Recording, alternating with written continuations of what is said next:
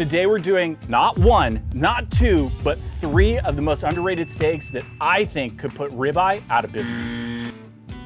Wow. If I didn't know that wasn't a ribeye, I'd have no idea. That is a 10 out of 10. Of these three, I definitely have a personal favorite, but these are all pretty freaking insane. Let's dive into them. First things first, we have one of my absolute favorites, the chuck steak. It comes from the chuck primal, kind of right where the ribeye and chuck kind of blend together. It's also called the poor man's ribeye. It has a lot of the marbling and classic flavor profiles of an actual ribeye, but it's like half the price. It tends to be anywhere from like $7 to $10 per pound, whereas a ribeye is anywhere from like $15 to $25 per pound, especially if you're getting something like a high grade prime ribeye. It also does have a small spinalis, so you're still getting a lot of the core flavors and components of a ribeye just at half the price. You really don't want to overcook this guy. It gets really tough. I would say medium rare all the way, pull at 115, let it rest to 120. That's what we're gonna do. Let's dive in. So we're gonna butter base. So let's start by preheating this cast iron skillet over the fire. All right, I'm gonna let this set for just a couple of minutes until we're kind of somewhere between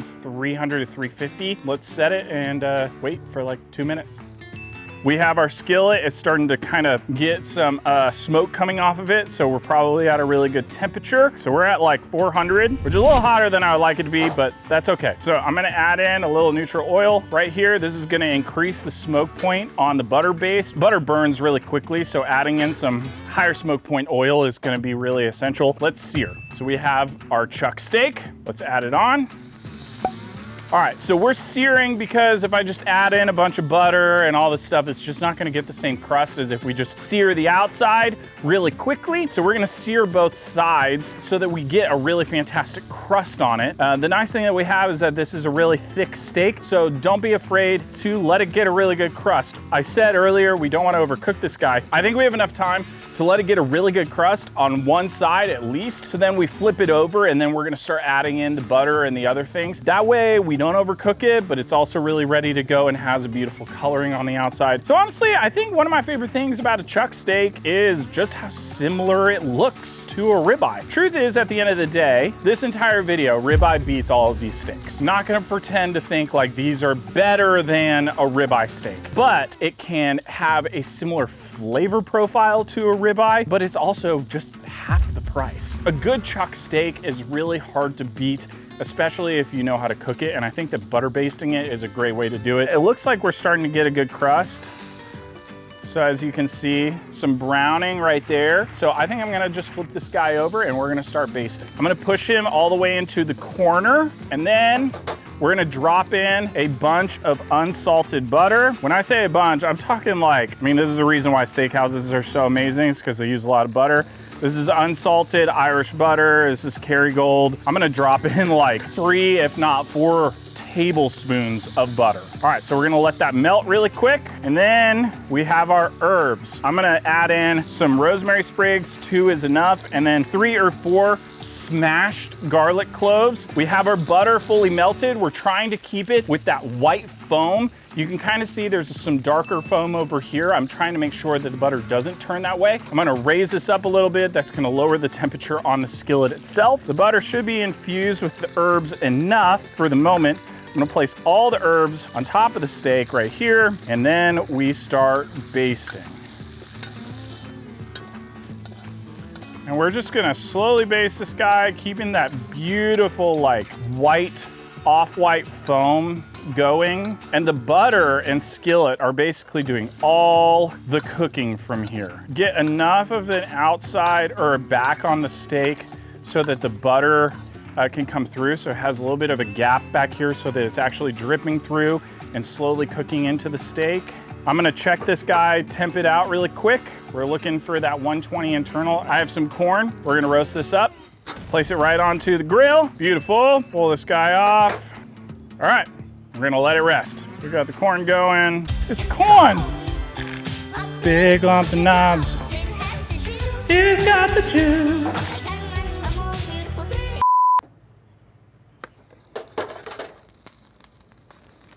Beautiful. All right, I'm gonna pull these guys off. All right, let's start serving up. And look at that, juicy. So we're gonna slice this guy up and serve him up.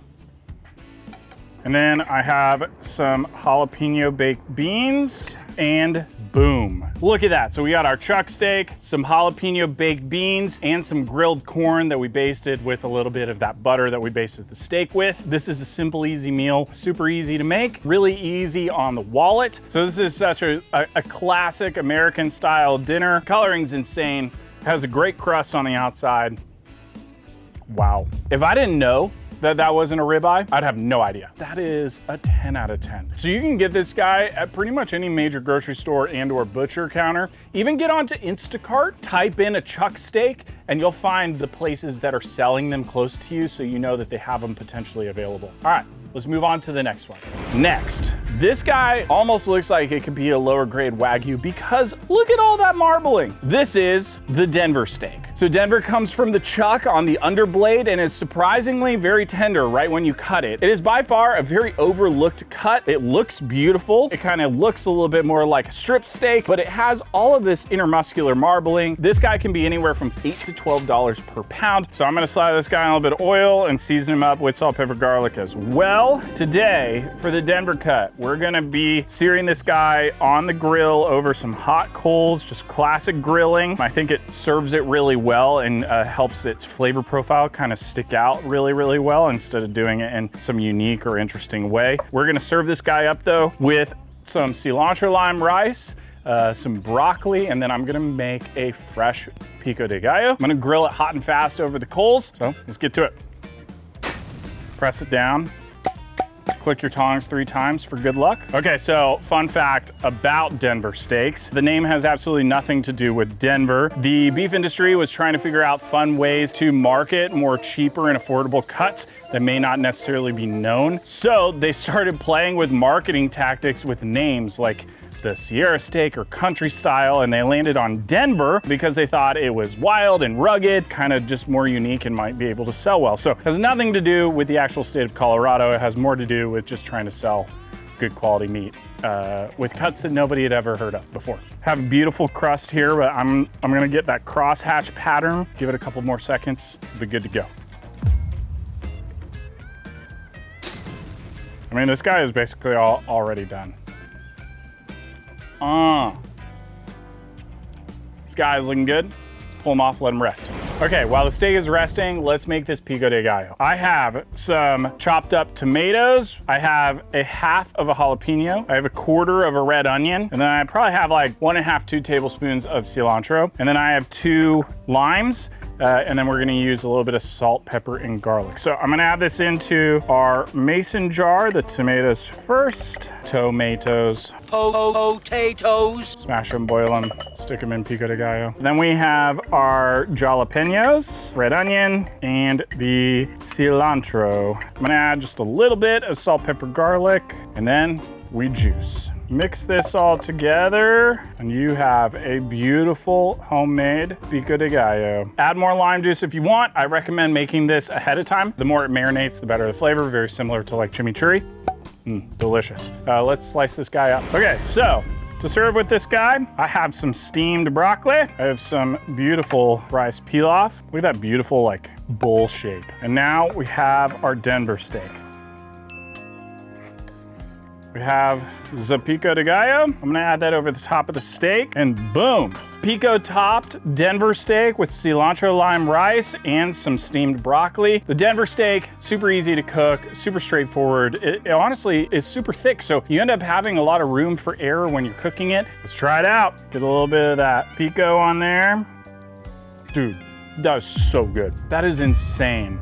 I mean, steak is super tender. You know, I don't think it tastes exactly like a ribeye. However, I think that the function of it gets that done. It's super approachable. It's a great cut. It's something that you can cook hot and fast. You can butter baste it. You can cook it on the coals. You could reverse sear it. It's a hearty cut and it's a great price. All in all, I give this a 9 out of 10. Let's move on. Last, but definitely not least, we have vette steak. We've already talked about vette on my channel. We talked about it when comparing it to skirt steak. This is flap, but when you cut it into steaks, honestly, you get this fantastic flavor profile. It looks really good, really clean, kind of looks similar to that Denver steak, just with the grain structure going north to south.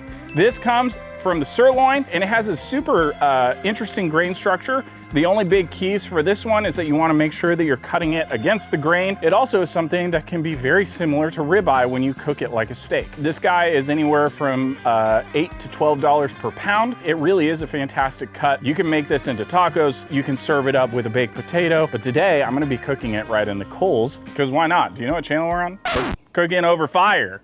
What did you expect? I'm gonna slather this guy up with a little bit of oil, season up with salt, pepper, garlic as well. We're gonna season this guy extra. The extra seasoning on there is because some of it will fall off as it cooks over that high heat. Just get it really nice and coated. So I have the center of this ash white. I'm gonna blow off some of the loose ash, and here we go. Okay, so I have talked a little bit about vette steak before. It's a fantastic cut, comes from a sirloin. I know we kind of talked about it a little bit in the intro, but it is one of my favorite cuts. It usually comes like freaking really long, like a yard long. I don't even know what that is for our, what is that? Well, yeah, no, I know it's 3 feet. I was trying to figure out what it was in like metric. That doesn't matter. Now, cooking on the coals, gonna burn. We already have a burn spot on here, so I'm gonna flip it over. You can pull off some of that ashy burn right there. Now, char's flavor. Just be prepared for a little bit of burning. Nothing wrong with it. Now I'm gonna cook it on all sides. This just kind of increases the temperature and it looks cool as hell, but it's hot as hell out here. It's currently 95 degrees, feels like 120. Okay, so this steak mimics a lot of different other steaks, but it is a lot like ribeye. It's super thick. I think it also is more or less like eating the best part of the ribeye, which is the spinalis, because it's so tender and so melts in your mouth, especially when you slice it against the grain. So I'm gonna pull this up really quick so I can temp probe it. Oh yeah, we are done. Pull this off, let it rest. Look at this guy, juicy. Should be sliced against the grain, good to go. So juicy. Juicy. Juicy.